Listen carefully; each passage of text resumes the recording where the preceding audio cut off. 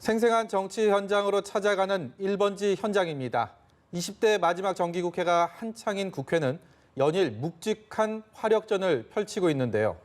모레 국정감사를 앞두고 전운이 다시 감돌고 있습니다. 네, 오늘은 더불어민주당 이인영 원내대표에게 전국 현안을 직접 들어보겠습니다. 국회에 나가 있는 취재기자 연결해 보겠습니다. 한지혜 기자. 네, 저는 지금 민주당 원내대표실 안에 있습니다. 지금 국회에서는 경제 분야 대정부 질문이 진행이 되고 있는데요. 이인영 원내대표 모시고 국정 현안 관련 이야기 한번 나눠보도록 하겠습니다. 원내대표님 안녕하세요. 네, 안녕하세요. 네, 오늘 인터뷰 응해주셔서 너무 감사합니다. 아니요, 찾아주셔서 고맙습니다. 반갑습니다. 네. 일단 첫 번째 질문 같은 경우에는요. 지난 주말에 이제 서초동 검찰청 앞에서 촛불 민심 먼저 여쭤보도록 하겠습니다. 2016년도에 이 국정농단 사태 이후에 가장 많은 인원이 모인 것으로 알고 있는데 원내대표께서는 이 촛불 민심 좀 어떻게 보셨습니까?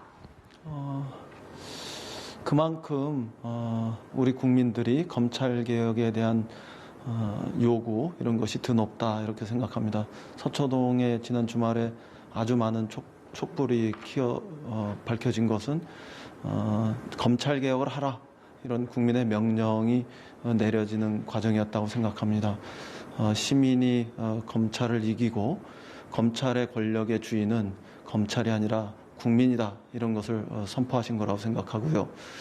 그리고 지체하지 말고 검찰 개혁에 착수하라 이렇게 우리 정치권 전체를 향해서 또 주문하신 거라고 생각합니다. 그동안에 검찰이 수사 과정에서 그 언론 플레이를 통해서 피의 사실을 유포한다거나 또 과잉 수사로 압수수색이 이루어지고 있다거나 아니면 먼지털기식의 별건 수사가 공공연하게 다시 반복되고 있다거나 심지어는 검찰 내부에서 특정 정당의 특정 정치인하고 정보를 주고받는 정치적 내통이 있는 거 아니냐 이런 것에 대해서 우리 국민들의 우려와 걱정이 급격하게 늘어났다고 생각합니다. 그런 측면에서 직접 촛불을 들고 검찰청 앞에 모여서 검찰을 개혁해라 이런 국민의 명령을 발동하신 거다 저는 그렇게 생각합니다. 네, 일단 오늘 국회에서 대정부 질문이 진행이 되고 있는 만큼 대정부 질문 관련도 하나 해야 될 것 같습니다. 지금 야당이 제2의 조국 청문회로 진행을 하고 있는데 이에 대해서는 좀 어떻게 보십니까? 이미 조국 청문회는 정치적으로나 법적으로 완료됐고요.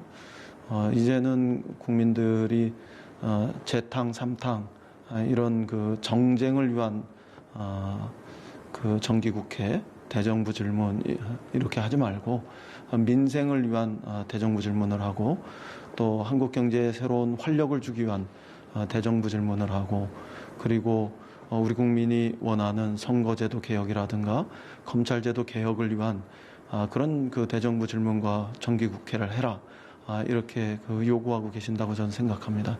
그래서 저를 포함한 우리 민주당은 정쟁국회 안 한다. 민생국회 하겠다. 그리고 경제 활력을 주는 정기국회를 만들겠다. 그리고 반드시 개혁을 위한 정기국회장이 되도록 하겠다. 이렇게 생각하고 있습니다.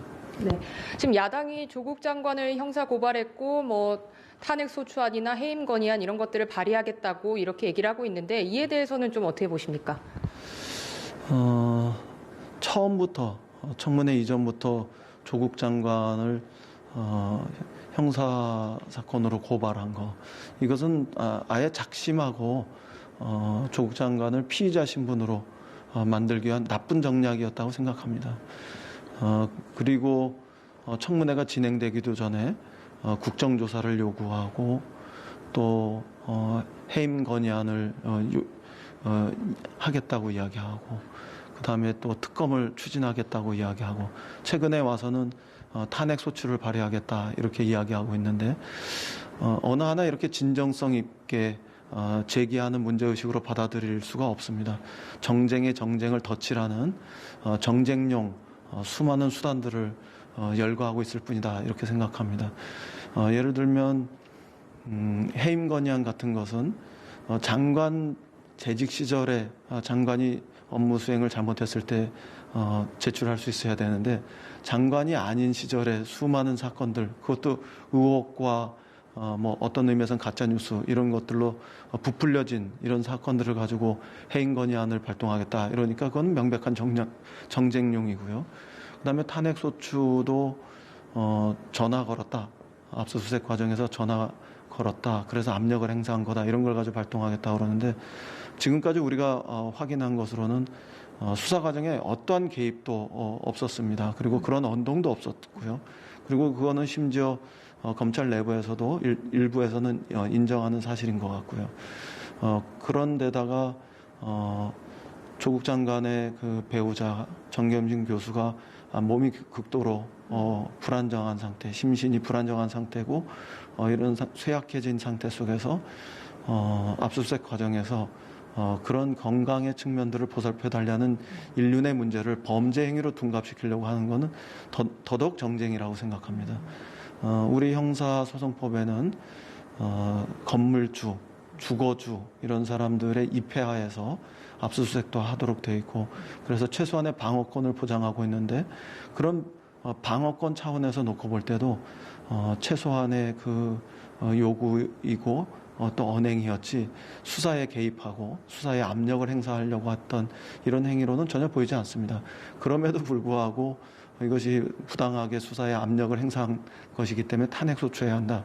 이렇게 이야기한다면 그거야말로 또 정쟁입니다. 그리고 검찰 수사가 진행되고 있는데요. 자신들이 고발해서 검찰이 수사하고 있는데 그런 검찰 수사의 진행 과정에서 그걸 못 믿겠으니까 국정조사를 또 하자. 이렇게 이야기하는 건 정말 모순이죠. 그래서 이런 수많은 정쟁의 정쟁을 유발하고 또 그것에 꼬리를 무는 이런 자유한국당의 태도에 우리는 응할 이유가 없고 자유한국당의 그 정쟁이 잘못된 것이다. 이렇게 말씀드리겠습니다. 네, 말씀하신 것처럼 그 야당의 어떤 공세 속에서도 조국 장관께서 지금 장관직을 수행을 하고 계시는데 조국 장관 행보는 좀 어떻게 보시나요? 조국 장관은 수사는 수사대로 검찰이 진행하고 있으니까요. 조국 장관은 장관으로서 장관답게 검찰 개혁을 마땅히 추진해야 한다고 생각합니다. 우리 국민들의 여론을 보아도 조국 장관이 검찰 개혁은 잘하고 있다. 또 잘할 것이다. 이런 그 여론이 높습니다. 그래서 이거는 국민들 마음속에 있는 검찰 개혁에 대한 확고한 의지고 또 조국 장관에 대한 신뢰이기 때문에 주저함 없이 검찰 개혁을 그대로 추진했으면 좋겠습니다. 아마 검경 간의 수사권 조정이라든가 공수처 설립과 관련한 법의 개정 이런 것들은 국회의 몫이니까요. 곧 패스트트랙이 종료돼서 국회 본회의에서 의결할 수 있는 시점이 되면 그건 국회가 진행하겠지만 법제도가 법이 개정되기 전에도 예를 들면 시행령이라든가 준칙이라든가 규칙이라든가 때로는 지침으로라도 검찰 개혁을 할 수 있는 것이 있다면 지금 당장이라도 조국 장관이 당당하게 검찰 개혁에 임해줬으면 좋겠다 이렇게 기대합니다. 패스트트랙 말씀하셨으니까요. 사실 오늘 문재인 대통령께서 신뢰받는 검찰 개혁 방안을 좀 마련해라 이렇게 윤석열 총장에게 말씀을 하셨는데 지금 여당이 생각하고 있는 검찰 개혁 방안, 뭐 계획 이런 게 있으시면 좀 말씀 좀 부탁드리겠습니다. 크게 검찰 개혁은 두 가지로 해야 합니다. 우선 하나는 정치 권력으로부터 정치적 독립성, 중립성 이런 것을 명확하게 확보해야 하고요. 또 다른 한편에서는 검찰 권력이 과대해진, 비대해진 이런 측면들을 고려할 때 검찰 개혁 권력을 민주적으로 분산하고 또 민주적인 통제 위치로 되돌려 놓는 이 두 가지를 해야 합니다. 우리 당과 문재인 정부는 어떤 경우에도 검찰의 수사나 기소에 있어서의 정치적 독립성, 중립성 이런 것을 확고하게 보장할 겁니다. 때로는 그것이 수사 방식이나 뭐 시기나 이런 것들이 우리에게 좀 불만족스러워도 그것은 뭐 개입하지 않고 철저히 보장할 겁니다. 그러나 다른 한편 우리 국민들이 원하시는 비대해진 검찰의 권력 이것을 민주적으로 분산하고 또 민주적인 통제의 범위로 돌아오는 이 검찰개혁에는 검찰 스스로가 할 수 없으니 국회와 우리 시민들이 명령하는 바대로 검찰이 겸허하게 수용할 수 있길 바랍니다. 그 출발이 저는 검찰이 잘못된 과거의 수사 관행 이것으로부터 탈피하는 거라고 생각합니다. 그리고 특히 정치 검찰의 오명, 검찰이 정치한다는 그 오명으로부터 벗어나는 거라고 생각합니다. 종종 언론 플레이를 통해 가지고 피의 사실을 유포하고 그 다음에 그걸 통해서 특정한 정치적 방향으로 수사 결과를 몰고 가려고 하고 그 수사 결과가 잘 안 되면 주변을 털어서 먼지 털기식의 별건 수사를 통해서라도 범죄로 올가매고 또 더 나아가서는 예를 들면 과잉 수사 이런 의혹을 불러일으켜서 한 번 찍히면 끝을 본다 이렇게 해서 뭐 한 달, 두 달 사이에 뭐 70건, 80건의 압수수색 이런 것들을 진행한다거나 그리고 또 좀 전에도 말씀드렸습니다만 더욱 나쁜 것은 이 수사 기밀을 특정 정당, 특정 정치인에게 유출해서 정치적 내통을 하는 이런 행위까지 하면서 검찰의 정치 이런 것들을 반복한다면 그거는 적어도 새로운 대한민국에서 윤석열 검찰총장 시대에는 다시 반복되어서는 안 되는 일이다. 그러니까 그런 그 정치 검찰의 오명 이것부터 벗어나기 위해서 스스로가 자정하고 또 내부에 아직도 그런 사람들이 있다면은 심하게 표현하면 색출해서 검찰 수사가 매우 엄정하게 투명하게 공정하게 진행되고 있다는 것을 입증해야 된다고 생각합니다. 사실 제가 다음에 드리려고 했던 질문이 이 정치검사 색출하고 이제 처벌을 민주당에서 요구하신 걸로 알고 있었는데 그 이유에 대해서 여쭤보려고 했거든요. 검찰이 그 잘못된 과거의 수사 관행에서 벗어나지 못한 나쁜 모습이기도 하지만요. 일부 정치검사를 그런 나쁜 그 행태들을 계속 용인하면 이것은 검찰 전체에 대한 불신으로까지 가죠.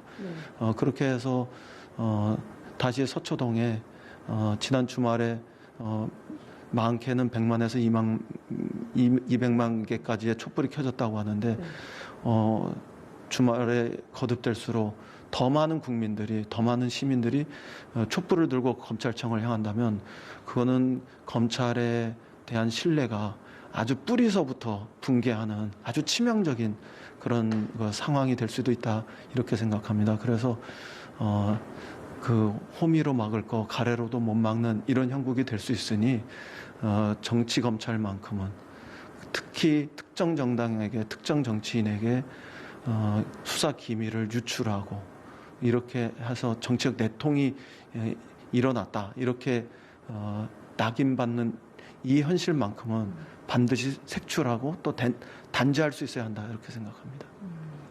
네, 말씀 감사합니다.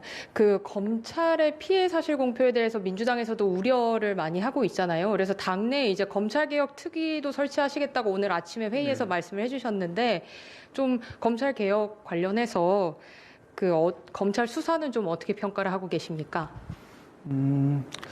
아무래도 지금의 검찰 수사는 굉장히 이례적입니다.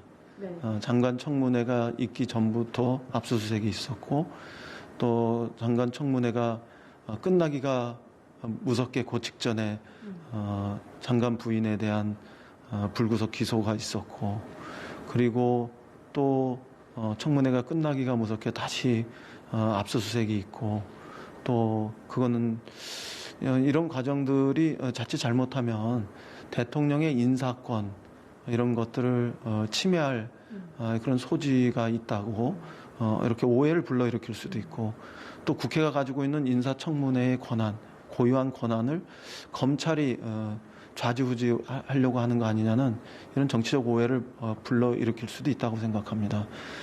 그런 만큼 검찰의 수사는 독립적으로 철저히 정치적 객관성을 가지고 하되 다른 한편에서 우리 국민들이 우려하는 또 걱정하는 이런 일은 다시는 재발하지 않았으면 좋겠습니다.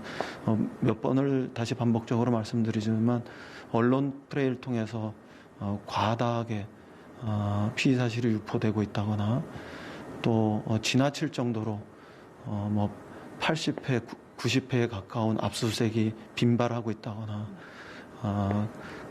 끝까지 그 먼지 털기식으로 별건 수사를 통해서라도 반드시 범죄를 낙인을 찍어야 되겠다고 하는 것으로 보인다거나 또 정치적 밀거래, 내통이 일어나고 있다거나 이런 식으로 검찰이 정치를 하고 있다. 이런 식으로 보이는 일은 남은 수사 과정에서라도 절대로 없었으면 좋겠습니다. 네, 그러면 검찰개혁에서 주제를 조금 바꿔보도록 하겠습니다. 오늘 아침에 이해찬 대표께서 국회 이제 고위공직자 자녀들 입시 전수조사하자 이렇게 말씀을 하셨어요. 그 취지는 뭐라고 생각하십니까? 수사는 수사대로 하고 또 검찰개혁은 검찰개혁대로 하겠지만 이번 그 조국 장관의 수사 과정에서 또 그 조국 장관의 배우자의 수사 과정에서 우리 사회는 과연 공정한가, 정의로운가 이런 것에 대한 문제 제기들이 많이 일어났다고 생각합니다. 특히 젊은 대학생들과 막 그 직장에 들어가기 시작한 이런 젊은이들 사이에 그런 문제의식들이 많이 퍼져 있고 그래서 우리 사회의 공정성, 정의를 다시 회복하기 위한 이런 그 노력을 하는 것은 정치권의 당연한 책무이고 아주 시급한 과제가 되었다 이렇게 생각합니다. 그래서 그런 젊은이들의 마음속에 우리 사회가 정의롭고 공정하기 때문에 내가 열심히 노력하고 또 나의 열정을 쏟으면 그 열정만큼 노력만큼 또 일한 만큼 나는 성공할 수 있고 또 일어설 수 있다.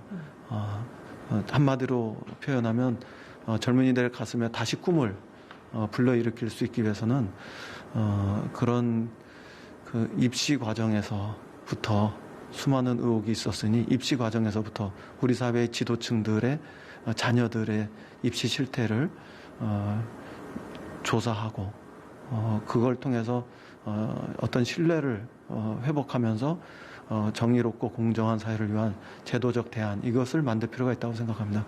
그 맨 앞에 국회의원들이 솔선수범해서 응할 수 있어야 한다.